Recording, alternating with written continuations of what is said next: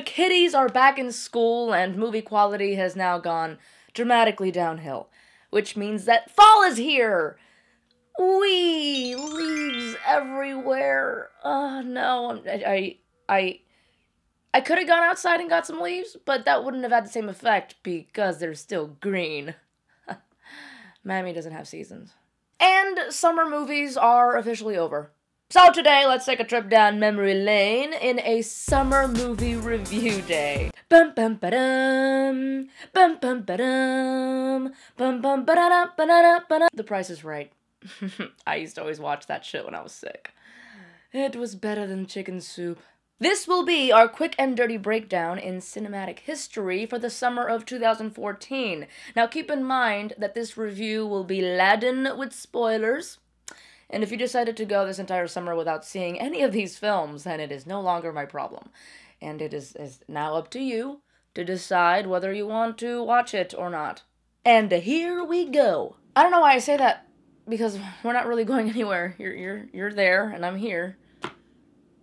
So, let's start with the first movie of the summer, and considering that it actually came out in April, I'm not too certain whether or not it qualifies as a summer movie, but whatever, I don't give a fuck. Captain America: Winter Soldier. The Winter Soldier was a great film that was acclaimed best Marvel movie ever. It had a bromance where Cap told Bucky that he was with him till the end, which caused a lot of the dudes in the audience, actually no, all the dudes in the audience to get choked up, and hailing Hydra was the thing before Ice Bucket challenges, so Cap set the bar pretty high there, making it a tall order to beat. The Amazing Spider-Man 2 soon followed this film and gave us another great adventure with our newest Peter Parker.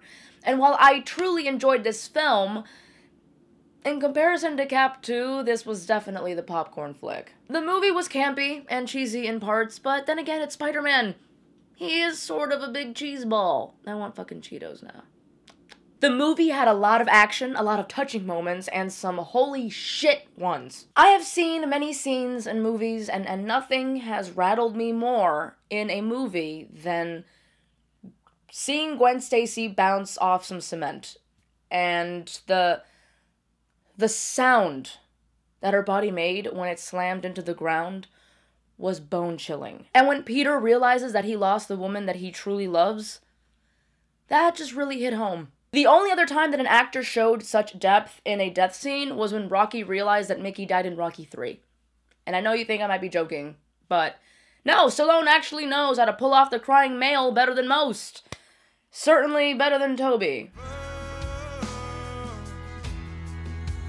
Godzilla was one of those movies that we here at AC were so excited about. It looked great in the trailers, the tease of Godzilla made us excited, and the dialogue from Bryan Cranston in the trailer gave us a renewed hope that maybe Hollywood would get it right this time.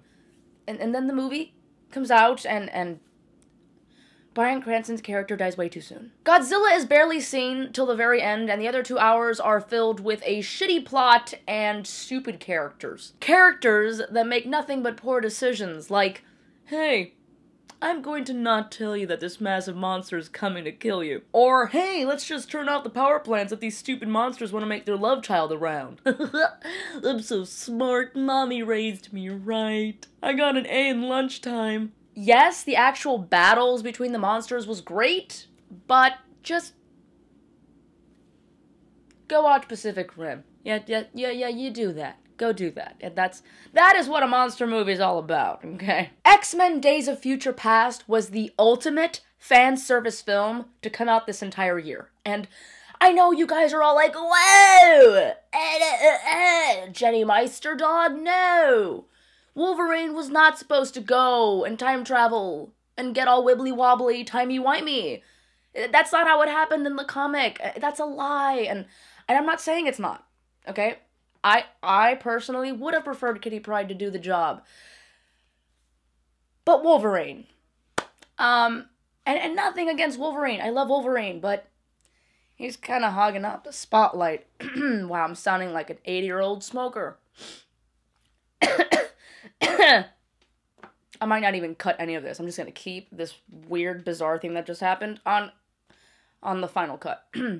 But, yes, I would have preferred Kitty Pryde, but that's not what I mean by fan service. What I mean by this being a fan service film is that it basically erased the turd that was X-Men Last Stand, and for that, I thank you. As far as this movie goes as a whole, I absolutely love it. I went and saw it in theaters twice, and I got choked up twice. The scene where old and young Xavier are talking is probably one of my most favorite scenes. I truly felt inspired when young Xavier was saying that their voices are too much and he just can't handle it, and Patrick Stewart was like, no, these voices will give you strength. Their hope will drive you and make you stronger. I love it! A Million Ways to Die in the West proved that there are a million ways to bore an entire audience for 2 hours. And that is all I have to say about that. Edge of Tomorrow was another fun summer film, and Tom Cruise proves that his short ass can still deliver one hell of an action film. This film reminded me more of a live-action video game than any of those shitty Resident Evil ones. You know, with the mech suits and the respawn tactic. Yeah, I truly felt like I was playing a video game when I was watching this, so kudos to that. Transformers 4 continued the legacy of Michael Bay's attack on our childhood. No, fuck you. And, I just refused to pay for it in theaters, and I even refused to download it illegally. Okay, that's how much I didn't want to see this film. I had a lot of people writing me, where's your Transformers 4 review? Yeah, people, when they type to me, they lick the keyboard, like, and, I was like, no. Actually, I didn't even write them back. I am honestly over the Transformers hype as long as Michael Bay has a hand in it. From what I heard, there were way too many plot lines going on at once, and that in some cases, a few didn't even reach completion. I would rather rewatch A Million Ways to Die in the West than this turd, because at least I get to catch up on some much-needed sleep with the other one. Dawn of the Planet of the Apes was, simply put, amazing. It had some of the best CG this summer.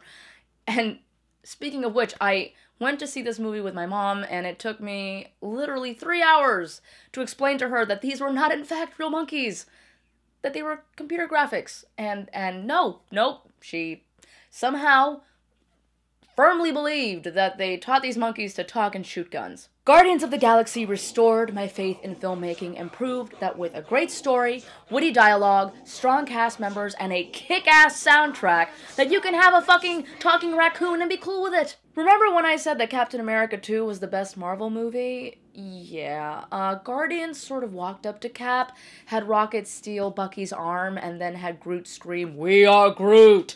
right into the popsicles' faces, and that "We are Groot" meant we are the best Marvel film ever. God, how is it that only Rocket and I know what he is saying? Ninja Turtles. Expendables 3 proved that it's not just the lead actors who are getting too old for this shit. It's also the idea. Expendables 2 was what this franchise should have been, and that was it. Expendables 2 had some witty interactions, some good haha moments, and enough action to satisfy my 80s tough guy side. But this film, yeah. You know what this film reminds me of? Remember that movie with Arnold and Knoxville called The Last Stand? Yeah, that's what it reminds me of. And you're not going to remember this film, because it was weak. And finally, the last film of the summer, Sin City: A Dame to Kill For, aka Eva Green's boobs. This film, from what I can tell, was 1 part prequel and 1 part sequel? Yes? No? Maybe? I felt like it was, and the whole stylized feel that you got in the first one was great. In the first one. But the second time around, I know it was a sequel, but it was not a needed sequel. And again, boobs. So, my darlings, therein lies my 2014 summer movie review. Thanks for playing along, and see you all next summer. Until then, I will be covering all the leaks and latest video game news, some nostalgia sprinkled in here and there, you know, all that random jizz, because let's be honest, there really is shit for movies coming out until next summer anyway, right? Be sure to like, comment, subscribe, share, and visit aggressivecomics.com for the latest and greatest in geeky news. And until we meet again, stay geeky, my friends. My dress keeps falling off like I look like I'm fucking naked. This is not cool. Certainly better than Toby.